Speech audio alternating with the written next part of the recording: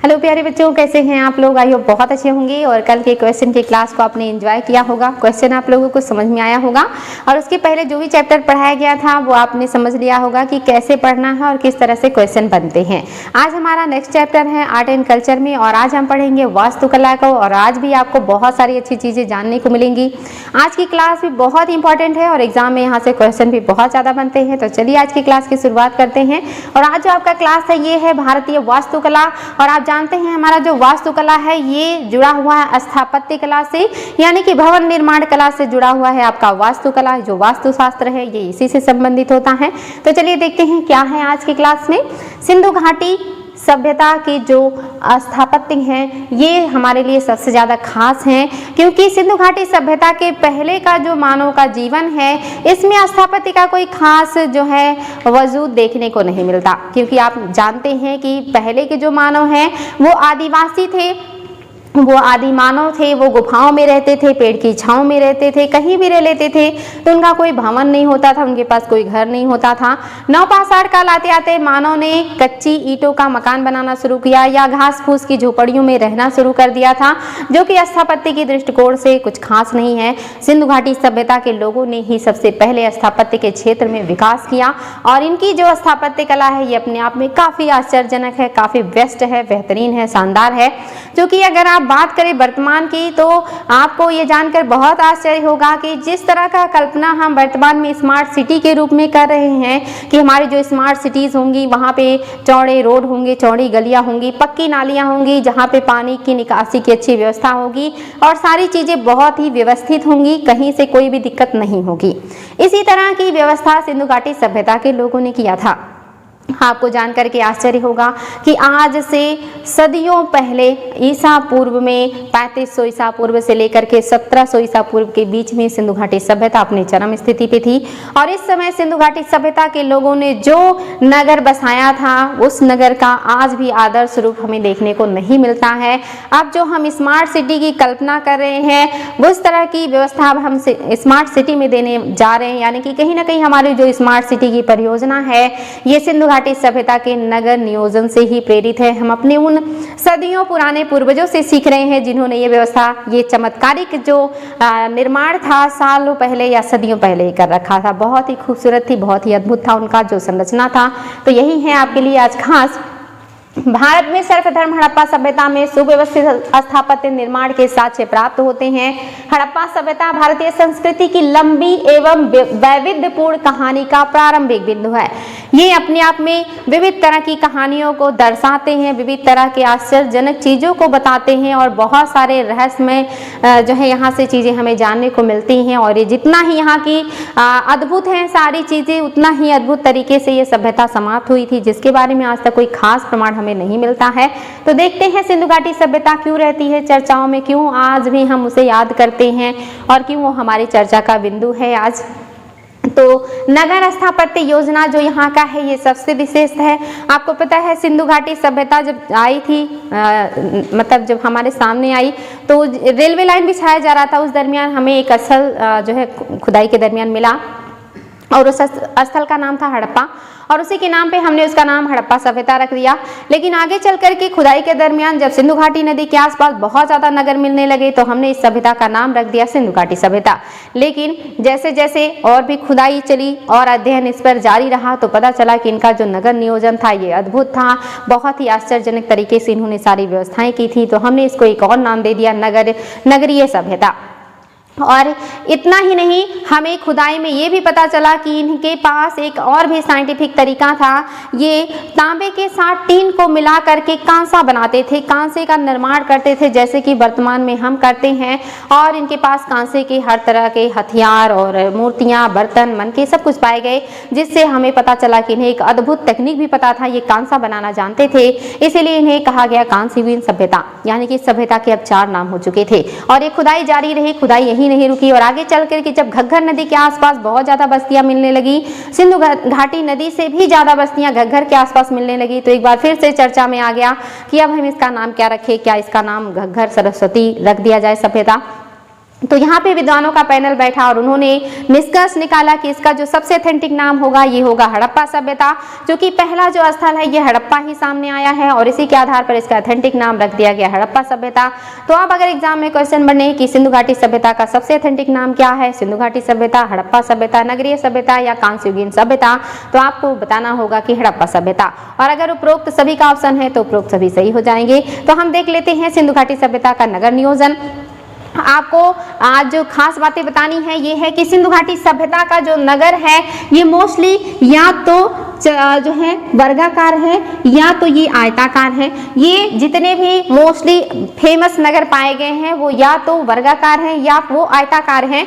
और यहाँ पे जो सड़कें हैं, जो नगर है बहुत ही बढ़िया से बनाया गया है। यहाँ पे मकान, सड़क और गलियां तीनों का एक साथ निर्माण करते थे ये लोग। ऐसा नहीं करते थे कि जैसे हम वर्तमान में करते हैं कि जितनी जमीनें होती हैं उसमें मकान बना लेते हैं, फिर रोड के लिए लड़ते हैं, दरवाजे के सामने जगह नहीं होती, कंजेस्टेड हो जाता है एरिया। फिर हम पानी के लिए लड़ते हैं कि अब बारिश आ गया तो हमारा पानी कहाँ जाए, पानी की निकासी कैसे हो। और ऐसे में रोड की भी समस्या हो जाती है और पानी की निकासी की भी समस्या हो जाती है। और ये समस्या वर्तमान में महानगरों में भी है और ग्रामीण इलाकों में भी है, क्योंकि हम जब भी घर बनाते हैं तो ये इस बात का ध्यान नहीं देते कि हमें रोड और नालियों के लिए जगह भी छोड़ना चाहिए। लेकिन सिंधु घाटी की सभ्यता के जो लोग थे उन्होंने ऐसा बिल्कुल भी नहीं किया था। उन्होंने घर के साथ साथ रोड और नालियां भी बनाई थी, यानी कि तीनों का निर्माण उन्होंने एक साथ किया था। इसी वजह से उनके यहाँ जो रोड थे वो काफी चौड़े और व्यवस्थित थे और जो नालियां थी वो घरों से लेकर के नदी तक बिल्कुल एक दूसरे से अटैच थी और पक्की की गई थी। तो ये बहुत ही यहाँ की अद्भुत व्यवस्था थी। इन लोगों ने नगर को जो है वर्गाकार या आयताकार बसाया था। साथ ही इनके नगर के मध्य से एक जो है चौड़ी सड़क जाती थी, जो वर्तमान के हाईवे जितनी चौड़ी होती थी। आप सोच सकते हैं वर्तमान के हाईवे जितनी चौड़ी सड़कें ये अपने नगर के बीचों बीच से बनाते थे। और एक मार्ग इनका पूरब से पश्चिम को जाता था और दूसरा उतना ही चौड़ा मार्ग इसको जो है उत्तर से दक्षिण को जाता था और समकोण पर काटता था। और ये काफ़ी चौड़ी सड़कें होती थी और इन सड़कों से फिर गलियां निकलती थी और ये गलियां भी वर्तमान के नॉर्मल रोड की जितनी चौड़ी होती थी। और जो मकान होते थे वो मेन रोड की तरफ ना खुल के गलियों की तरफ खुलते थे या पीछे की तरफ खुलते थे, ताकि जो गंदगी है, जो धूल है वो घरों में ना आए। और प्रत्येक घर में शौचालय हुआ करता था, किचन हुआ करता था। मोहनजोदड़ो में तो सेपरेट मकानों में कुएं भी पाए गए हैं। और जो मकान हैं वो 1 से 2 मंजिले तक के मकान हमारे पूर्वज उस समय बनाया करते थे, जो अपने आप में काफ़ी अद्भुत टेक्निक था। और वे लोग दीवालों को, जो उनका मकान होता था, जो मकान बनाते थे, जैसे मान लीजिए उन्होंने जो है एक घर बनाया और वो क्या करते थे, उस मकान के साइड से ऐसे दीवारें बना देते थे ताकि जो बारिश का पानी है वो बगल से ही निकल जाए, उनके घर के नींव के पास वो जो पानी है वो इकट्ठा ना हो, ताकि जो घर में सीढ़न ना आए और दीवारें कमजोर ना हो। तो ऐसी संरचना वो अपने घरों के पास बनाते थे। साथ ही वे जो मकान बनाते थे उनका जो दरवाजा था वो गलियों की तरफ खुलता था। मकानों में शौचालय होते थे, मकानों से जो है नालियों के द्वारा पानी निकलता था और इन गलियों के किनारे जो नालियां होती थी इससे अटैच हो जाता था। ये जो नालियां होती थी ये बड़े वाले नाले में अटैच हो जाती थी और ये जो बड़े नाले थे ये नगर के बाहर निकल करके नदी या नाले या तालाब में मिला दिए जाते थे। और इन नालियों पे जगह जगह पे मेन होल बनाए जाते थे और इन मेन होल पे ढक्कन लगे होते थे। समय समय पर जो कचरे इन नालियों में इकट्ठा होते थे उस ढक्कन को हटा करके साफ कर लिया जाता था। और इन नालियों में स्लोप दिया जाता था, ऊंचाई से ढलान दिया जाता था, ताकि जो पानी है, जो कचरा है वो इकट्ठा ना हो और वो बह करके आसानी से तालाब में और नदी में चला जाए। इतना ही नहीं, जो कचरा इनके घरों से या नगर से निकलता था और जा करके नदी या तालाब में जो भी गड्ढा होता था उसमें इकट्ठा होता था, वो जो अवसाद जो निकलता था, जो घरों से जो सीवेज निकलते थे वो जा करके जब तालाब में बहुत ज़्यादा भर जाते थे तो वो लोग उस तालाब से उस कचड़े को, उस मलबे को निकाल करके खेत में बिखेर देते थे, जिससे जो खेत है वो उपजाऊ हो जाता था।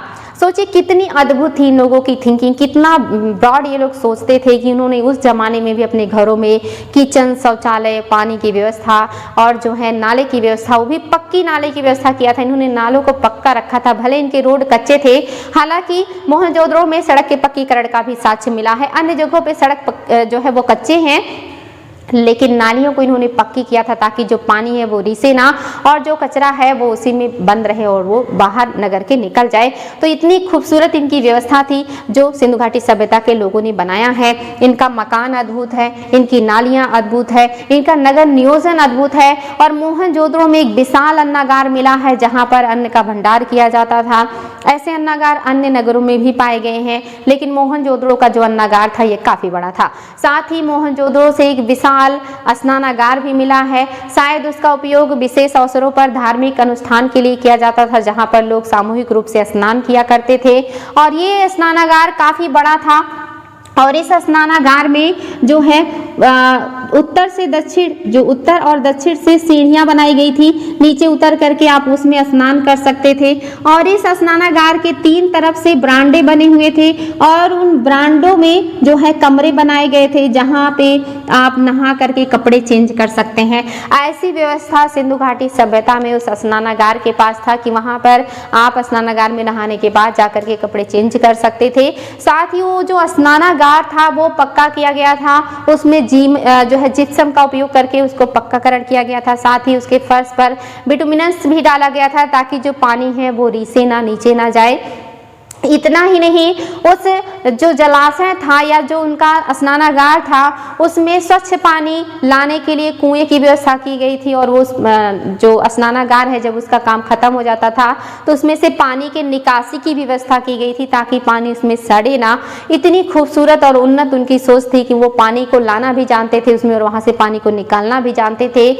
और आज से सदियों पहले वो पक्कीकरण भी करना जानते थे, वो जिप्सम जैसे चीज़ों से अपने घरों को मजबूत करना भी जानते थे, नालियों को पक्कीकरण करना जानते थे। वर्तमान में जिस तरह की ईंट बनाई जाती है 4:2:1 अनुपात का, इस तरह की जैसे हम बनाते हैं जो वर्तमान में ईंट, वो 4 इंच या जो है लंबा होता है, 2 इंच उसकी मोटाई होती है, 1 इंच उसकी जो है 4 इंच लंबाई होती है, 2 इंच चौड़ाई होती है और 1 इंच उसकी मोटाई होती है। वर्तमान में मानक जो हमारा इस तरह का बनता है ईंट बनाने का कि लंबाई का आधा चौड़ाई, चौड़ाई का आधा मोटाई, ऐसे ही ईंट सिंधु घाटी सभ्यता के लोग बनाया करते थे। और जैसे ही वर्तमान में हम जुड़ाई के लिए इंग्लिश बॉन्ड पद्धति का उपयोग करते हैं, ऐसी ही पद्धति का उपयोग सिंधु घाटी सभ्यता के लोग किया करते थे। जैसे हम वर्तमान में ईंट को एक बार ऐसे ऐसे रखते हैं, फिर हम ईंट को यहाँ पे जो है ज्वाइंट पर रखते हैं, जो हमारा ज्वाइंट होता है ये बंध जाता है। तो ये जो पद्धति होती है इसको इंग्लिश बॉन्ड पद्धति कहते हैं। इस तरह की पद्धति का उपयोग भी सिंधु घाटी सभ्यता के लोगों ने किया था। तो आपको ये जान करके काफ़ी अच्छा लगा होगा कि आज से सदियों पहले सिंधु घाटी सभ्यता के लोगों ने स्मार्ट सिटी जैसी सिटी बनाई थी, जहाँ पर उन्नत जल प्रबंधन प्रणाली था, जहाँ पे नगर नियोजन व्यवस्था काफ़ी अच्छी थी और उन्होंने साफ सफाई के साथ साथ सुरक्षा को भी ध्यान रखा था। उन्होंने 1 से 2 मंजिलें मकान बनाई थी, पक्की सड़कें, पक्के फर्श और पक्की नालियों की व्यवस्था की थी और उनकी जो टेक्नोलॉजी थी अपने आप में काफ़ी अद्भुत थी। तो ये बात आपको समझ में आ गई होगी कि नगर की स्थापत्य योजना कैसी थी। ये मोस्टली नगरों की ऐसी ही व्यवस्था थी और जो नगर थे मोस्टली 2 भागों में बटे थे। एग्जाम में क्वेश्चन भी बनता है। मोस्टली जो नगर है 2 भागों में बटे हैं, एक है पश्चिमी टीला और दूसरा है पूर्वी टीला।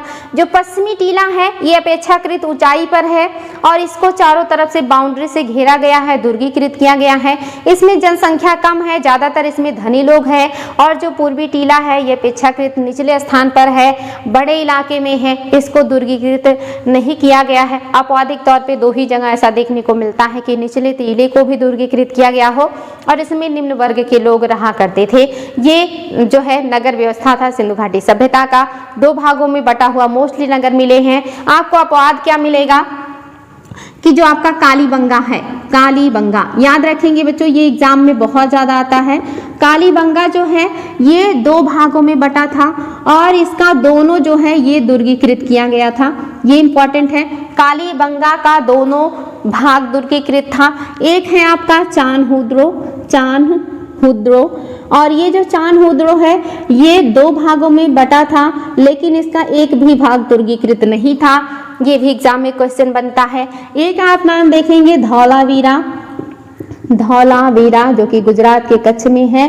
ये नगर 3 भागों में बटा था और इसका तीनों भाग दुर्गीकृत था। ये तो मोस्ट इंपॉर्टेंट है, एग्जाम में बहुत ज़्यादा क्वेश्चन बनता है। ये 3 तथ्य आपको याद होने चाहिए। धौलावीरा 3 भागों में बटा है, तीनों को दुर्गीकृत किया गया है। कालीबंगा 2 भागों में है, दोनों दुर्गीकृत हैं। जो चांदहुद्रो है ये 2 भागों में है, लेकिन एक भी दुर्गीकृत नहीं है। अन्य जितने भी नगर मिले हैं लगभग सब में पश्चिमी जो टीला है ये दुर्गीकृत है और जो पूर्वी टीला है ये दुर्गीकृत नहीं है। ये मोस्ट इंपॉर्टेंट क्वेश्चन है, ये आप लोगों को बिल्कुल रट लेना है, इसको नोट कीजिएगा और बार बार रिवीजन कीजिएगा।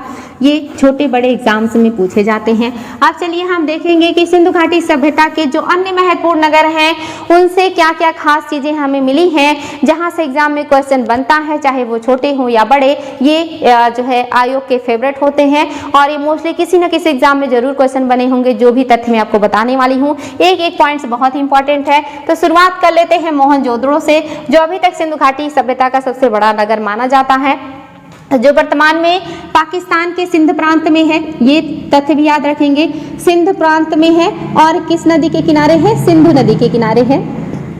सिंध प्रांत में है और सिंधु नदी के किनारे है। ये 2 पॉइंट याद होना चाहिए। इसके अलावा जो और भी खास बातें जो एग्जाम में पूछी जाती हैं, यहाँ से 10 इंच कांसे की नर्तकी की मूर्ति मिली है। 10 इंच कांसे की नर्तकी की मूर्ति मिली है, ये इंपॉर्टेंट पॉइंट है। दूसरा, यहाँ से ईंट भट्ठे का साक्ष्य मिला है।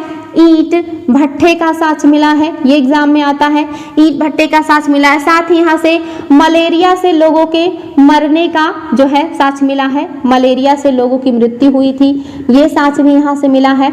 इसके अलावा सबसे ज्यादा या सर्वाधिक संख्या में यहाँ से सिक्के मिले हैं। सर्वाधिक संख्या में सिक्के मिले हैं आपके मोहनजोदड़ो से, ये इंपॉर्टेंट पॉइंट है।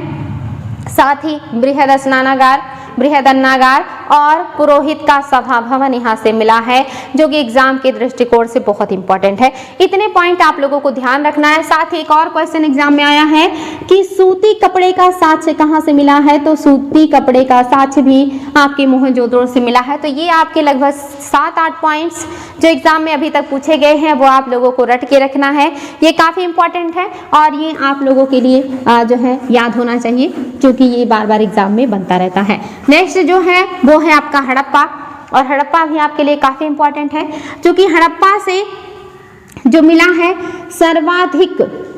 सर्वाधिक लेख युक्त सिक्के मिले हैं। लेख युक्त सिक्के मिले हैं। दूसरा जो है यहाँ से नटराजन की मूर्ति मिली है। नटराजन की मूर्ति मिली है, ये भी इंपॉर्टेंट है। साथ ही आप देखेंगे यहाँ से तांबे का इक्का गाड़ी मिला है। तांबे का इक्का गाड़ी मिला है। और इसके अलावा जो है यहाँ से R37 मोस्ट इंपॉर्टेंट, एग्जाम में बहुत ज्यादा आता है। R37 नामक कब्र से ताबूत मिला है, जिसमें रख करके डेड बॉडी को दफनाया गया था। ये भी आपके लिए काफ़ी इम्पॉर्टेंट है और ये आपके वर्तमान में पाकिस्तान के पंजाब में है और रावी नदी के किनारे है। ये सारे तथ्य आप लोगों को पता होना चाहिए, जो कि आपके हड़प्पा से संबंधित हैं और ये आपके एग्जाम में बहुत ज़्यादा आते हैं। नेक्स्ट है आपका, ये है लोथल। ये भी बहुत ही ज़्यादा इम्पॉर्टेंट है। सबसे ज़्यादा जो पूछा जाता है कि सिंधु घाटी सभ्यता का बंदरगाह नगर कौन सा है या गोदीवाड़ा नगर, तो ये आपका है बंदरगाह नगर। ये पहला पॉइंट है। दूसरा, यहाँ से 3 युग्म समाधि मिली है। 3 युग्म जो है वो समाधि मिली है, ये एग्जाम में बहुत ज़्यादा आता है। साथ ही यहाँ से मनका बनाने का कारखाना मिला है। मनका बनाने का कारखाना मिला है। इसके अलावा यहाँ से अग्नि वेदिका मिली है। अग्नि वेदिका मिला है। साथ ही कलर करने का या रंगने के लिए रंगने का कुंड मिला है। रंगने का कुंड मिला है। साथ ही यहाँ से मम्मी का साक्ष्य मिला है। मम्मी का साक्ष्य मिला है, जो ये बताता है कि ये लोग जो है मिस्र की सभ्यता से परिचित थे। साथ ही यहाँ से जो है पंचतंत्र की चालाक लोमड़ी का साक्ष्य मिला है। पंचतंत्र की चालाक लोमड़ी का साक्ष्य मिला है। साथ ही यहाँ से अनाज को स्टोर करने का गोदाम मिला है। ये सारे तथ्य आपके लिए बहुत ही ज़्यादा इम्पॉर्टेंट है, ये ध्यान देंगे बच्चों। ये बंदरगाह नगर है, 3 युग्म समाधियाँ मिली हैं। मनका मीन्स होता है मोती या गुड़िया जो हम माले के रूप में पहनते हैं। मनका बनाने का कारखाना मिला है। अग्नि वेदिका मिली है जहाँ पे लोग हवन करते थे। मम्मी का साक्ष्य मिला है, जो मृतकों के शरीर पर लेप लगा करके मम्मी के रूप में रखा जाता था, उसका साक्ष्य मिला है। पंचतंत्र की चालाक लोमड़ी का यहाँ से चित्र मिला है और रंगने का कुंड मिला है। और एक और भी बहुत इंपॉर्टेंट हाथी दांत का स्केल मिला है, हाथी दांत का स्केल मिला है। एक एक पॉइंट इसमें का आप लोगों के लिए मोस्ट इंपॉर्टेंट है, ये बार बार एग्जाम में पूछे जाते हैं और फिर से पूछे जाएंगे, ये चीज़ आप याद रखेंगे, बहुत ही ज़्यादा इंपॉर्टेंट है। साथ ही ये गुजरात के काठियावाड़ जिले में है और भोगवा नदी के किनारे है। ये पॉइंट्स भी आपको याद रखना है, काठियावाड़ जिला और भोगवा नदी के किनारे है। नेक्स्ट जो स्थल है ये है आपका कालीबंगा। कालीबंगा जो है राजस्थान में है और ये घग्गर नदी के किनारे है। इसका मतलब होता है काले रंग की चूड़ियाँ। और यहाँ से जो अद्भुत चीज़ मिली है वो मिला है जुते हुए खेत का साक्ष्य और साथ ही अंतरा फसलीकरण का साक्ष्य मिला है, यानी कि एक साथ 2-3 फसल उगाने का साक्ष्य। जैसे वर्तमान में लोग गेहूं के साथ सरसों उगाते हैं या सरसों के साथ मटर उगाते हैं, ऐसा ही यहाँ से सरसों के साथ मटर उगाए जाने का साक्ष्य मिला है। अंतरा फसलीकरण का साक्ष्य मिला है जो एग्जाम में बहुत ज़्यादा आता है। जुते हुए खेत का साक्ष्य भी पूछता है। इसके अलावा यहाँ पे मानव के मस्तिष्क का शल्य चिकित्सा का साक्ष्य मिला है, मनुष्य के मस्तिष्क का ऑपरेशन करने का साक्ष्य मिला है। इसके अलावा यहाँ से फर्श के पक्कीकरण का साक्ष्य मिला है जो कि एग्जाम में आता है। साथ ही ये 2 भागों में बटा है, दोनों दुर्गीकृत है, ये भी एग्जाम में आता है। इसके अलावा यहाँ से मेसोपोटामिया की बेलनाकार मोहर भी मिली है, ये भी आपके लिए बहुत इंपॉर्टेंट है। इसके अलावा एक और पॉइंट जो हमेशा एग्जाम में आता है, यहाँ से 7 अग्नि वेदिकाएं मिली हैं, सामूहिक रूप से हवन करने का साक्ष्य मिला है। ये सारे पॉइंट्स आप लोगों को नोट करना है, ये आप लोगों के लिए दुर्लभ है, बहुत इंपॉर्टेंट है। नेक्स्ट जो है आपका धौलावीरा है, ये भी एग्जाम में बहुत ज़्यादा आता है और ये करंट का क्वेश्चन भी है। ये 40वां स्थान बन गया है जो कि यूनेस्को की सूची में शामिल है। तो एक तो आपका करंट का क्वेश्चन है, दूसरा ये गुजरात के कच्छ के रण में है, तीसरा यहाँ पे जल प्रबंधन प्रणाली सबसे उन्नत है, चौथा 3 भागों में बटा है, तीनों दुर्गीकृत है, पांचवा इसके बीच वाले भाग में स्टेडियम का साक्ष्य मिला है जो मध्यम नगर है, यहाँ पे स्टेडियम का साक्ष्य मिला है, और छठा यहाँ से सबसे बड़ा अभिलेख का पट्टिका मिला है जो बार बार एग्जाम में आता है और इसका मतलब होता है सफ़ेद कुआं या इसका मतलब होता है जल प्रबंधन प्रणाली। तो ये आपका धौलावीरा है जो कि काफ़ी इंपॉर्टेंट है और साथ ही ये भारत का दूसरा सबसे बड़ा स्थल भी है जो सिंधु घाटी सभ्यता का क्षेत्रफल के दृष्टिकोण से स्थान रखता है। नेक्स्ट जो है ये आपका आलमगीरपुर है। आलमगीरपुर आप जानते हैं उत्तर प्रदेश में है, सिंधु घाटी सभ्यता का सबसे पूर्वी छोर है, साथ ही ये हिंडन नदी के किनारे है। यहाँ से चकला और साथ ही यहाँ से कुछ ऐसे बर्तन मिले हैं जिसपे सर्प और मोर की आकृति बनी है, कुछ इस तरह के यहाँ से अन्य चीजें भी मिली हैं, लेकिन सबसे ज्यादा इंपॉर्टेंट है यूपी में है और हिंडन नदी के किनारे है और सिंधु घाटी सभ्यता का सबसे पूर्वी छोर है। नेक्स्ट है आपका राखीगढ़ी, ये भी आपका क्षेत्रफल में भारत में स्थित सबसे बड़ा स्थल है और पूरी सिंधु घाटी सभ्यता का तीसरा सबसे बड़ा स्थल है, लेकिन वर्तमान में इसका क्षेत्रफल बहुत बढ़ता जा रहा है और ऐसा लग रहा है कि ये सबसे बड़े स्थल के रूप में सामने आएगा। और ये जो है ये भी आपके हरियाणा में है राखीगढ़ी। नेक्स्ट है आपका चिन्हुद्रो बहुत इंपॉर्टेंट है, ये आपके कच्छ के रण में गुजरात में है। यहाँ से घोड़े की अस्थियाँ मिली हैं, यहाँ से शॉपिंग कॉम्प्लेक्स मिला है, यहाँ से घर के बाउंड्री करने का साक्ष्य मिला है, परकोटे से घेरने का साक्ष्य मिला है जो आपका चिन्हुद्रो है। ये काफ़ी इंपॉर्टेंट है, कच्छ के रण में है। नेक्स्ट है आपका चिन्हुद्रो नहीं, सूरकोटदा से घोड़े के अस्थियों के साक्ष्य मिले हैं, यहाँ से शॉपिंग कॉम्प्लेक्स मिला है और साथ ही यहाँ से आपको परकोटे से घर के घेरने का साक्ष्य मिला जो आपका है सूरकोटदा गुजरात के कच्छ में है। चांदहुद्रो बहुत ही फेमस जगह है, मैंने बताया था ये 2 भागों में बटा है, दोनों को दुर्गीकृत नहीं किया गया है। शायद ये जो है प्रसाधन बनाने का एक केंद्र था, चूंकि यहाँ से लिपस्टिक का साक्ष्य मिला है, यहाँ से बिल्ली का पीछा करते हुए कुत्ते का पद चिन्ह मिला है, यहाँ यहाँ से जो है महिलाओं के श्रृंगार का सामान मिला है, मनका बनाने का कारखाना मिला है यहाँ से, साथ ही पुरुष के दाढ़ी बनाने का उस्तरा और ऐसे बहुत सारे सौंदर्य सामान यहाँ से पाए गए हैं। जो आपका चांदहुद्रो है, ये सारे हैं सिंधु घाटी सभ्यता के महत्वपूर्ण स्थल, जो कि आप लोगों के लिए आर्ट एंड कल्चर के दृष्टिकोण से इम्पोर्टेंट है। बाकी सिंधु घाटी सभ्यता को मैंने बहुत ही डिटेल में पढ़ाया है, आप उसको प्राचीन भारत के इतिहास के प्लेलिस्ट में जा कर के देख सकते हैं, वहाँ पे आपको ये सारी चीज़ें बहुत डिटेल में जानने को मिलेंगी। फिलहाल हम यहाँ पे आर्ट एंड कल्चर के दृष्टिकोण से देख रहे हैं कि हमारे लिए कौन सी चीज़ें हैं जो आर्ट एंड कल्चर के दृष्टिकोण से इम्पॉर्टेंट है, तो ये सारी चीज़ें मैंने आपको बताई। अब आगे है आपका बौद्ध वास्तुकला। बौद्ध वास्तुकला में आप जानते हैं ज़्यादातर जो चीज़ें हैं वो गुफाएं हैं, गुफाओं को काट करके बौद्ध भिक्षुओं के लिए रहने का स्थान बनाया गया था, और साथ ही स्तूप हैं, स्तूप आप जानते हैं एक स्मारक स्थल होता है। इसके अलावा चैत्य हैं, विहार हैं, ये सारे जो प्लेस हैं ये बौद्ध स्थापत्य या बौद्ध वास्तुकला से संबंधित है। इनके बारे में हम आगे कल के क्लास में और भी जो है डिटेल में डिस्कशन करेंगे। नेक्स्ट है आपका स्तंभ। जो स्तंभ होते हैं ये पत्थर के बड़े बड़े खंबे नुमा संरचना होता है, जिस पर कोई ना कोई राजा के द्वारा लेख अभिलेख ऐसी चीज़ें लिखाई जाती हैं या ऐसे डिज़ाइन बनाए जाते हैं। और इसका जो प्रचलन है मौर्य साम्राज्य में बहुत ज़्यादा चला था, जिसमें अशोक ने ज़्यादा से ज़्यादा स्तंभों का निर्माण करवाया था और उस पर उन्होंने बहुत सारे अभिलेख भी लिखवाए थे। साथ ही मौर्य साम्राज्य के जो स्तंभ हैं ये अपनी कलाकृति के रूप में बहुत ही डिफरेंट हैं। इन पर जो चमकदार लेप लगाए गए थे वो ओप के रूप में जाने जाते हैं, और ये आज भी इनकी जो चमक है ये बरकरार है। साथ ही इनके जो स्तंभ हैं इन पर किसी न किसी जानवर को शीर्ष पर बनाया गया है, और ये स्वतंत्र जगहों पर बिना किसी आधार के टिके हुए आज भी ये अपने आप में एक विचित्र जो है कला को दर्शाते हैं। इसके बारे में हम अभी और देखते हैं। नेक्स्ट है आपका राष्ट्रीय चिन्ह है। ये भी एग्जाम में बहुत ज़्यादा आता है कि इस पर कितने जो है शेर बने हुए हैं, साथ ही शेर के साथ साथ और किन जानवरों का जिक्र जो है राष्ट्रीय चिन्ह में मिलता है, तो देख लेते हैं बच्चों। ये आपके लिए एक पॉइंट बहुत इंपॉर्टेंट है। सारनाथ का अशोक स्तंभ मौर्यकालीन स्तंभ कला का सर्वश्रेष्ठ उदाहरण है।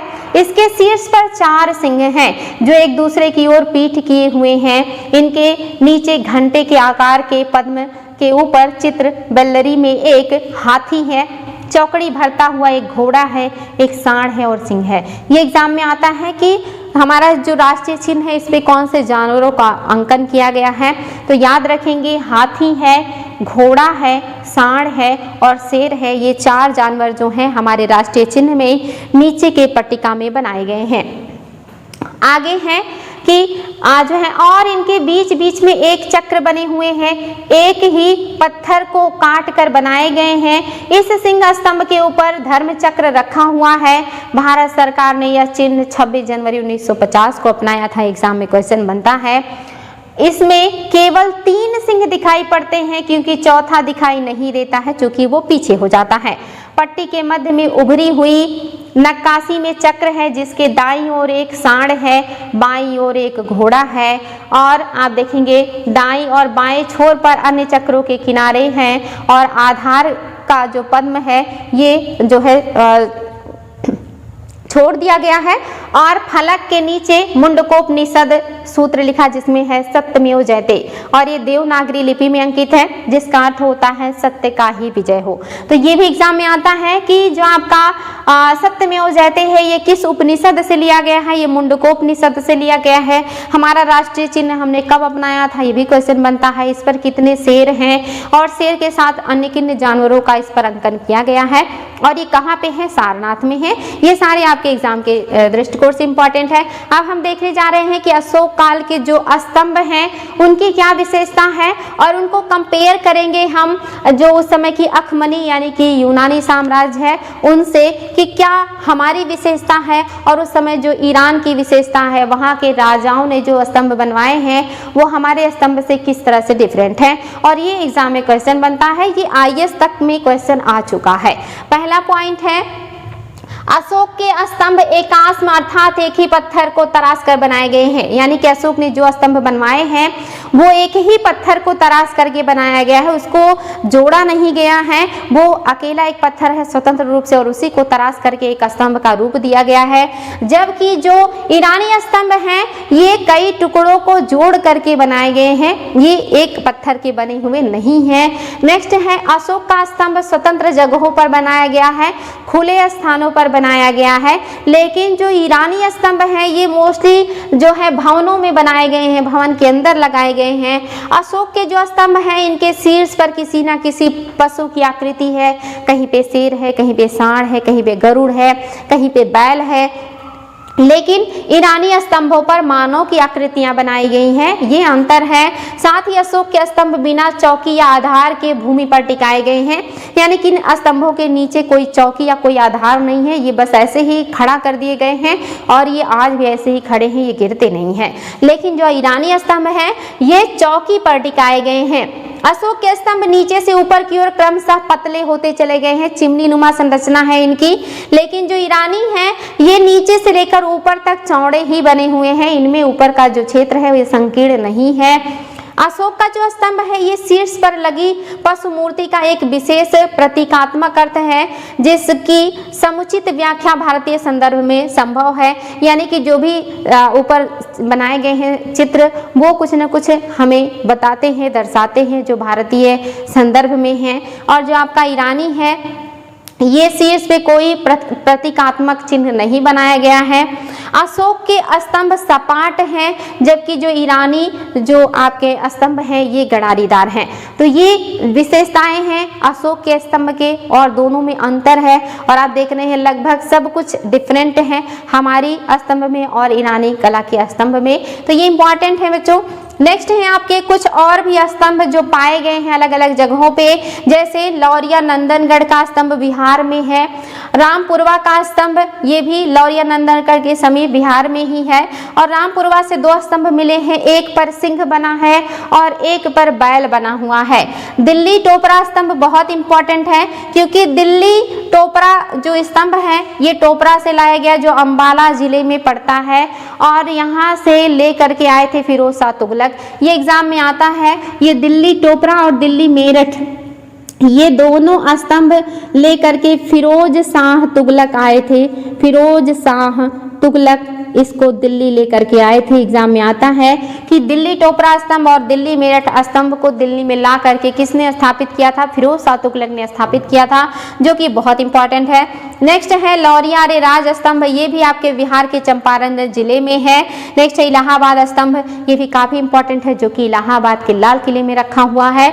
और ये आपका रुम्मिनदेई स्तंभ है, ये नेपाल में है, और रुम्मिनदेई स्तंभ से ही पता चलता है कि जो महात्मा बुद्ध हैं इनका जन्म नेपाल के लुम्बिनी में हुआ था। तो ये सारी चीज़ें आप लोगों के लिए आज के क्लास में थी। अभी हम आगे बहुत सारी चीज़ें पढ़ेंगे, हम स्तूप को पढ़ेंगे, हम गुफाओं को पढ़ेंगे, चैत्य को पढ़ेंगे, विहार को पढ़ेंगे, और जितने भी एग्जाम के दृष्टिकोण से इंपॉर्टेंट पॉइंट हैं हम उन पर डिस्कस करेंगे और बहुत ही विस्तार पूर्वक पढ़ेंगे, ताकि एग्जाम में कोई क्वेश्चन गलत ना हो। तो आज के लिए इतना ही बच्चों, कल हम फिर नए टॉपिक के साथ मिलेंगे। Thank you.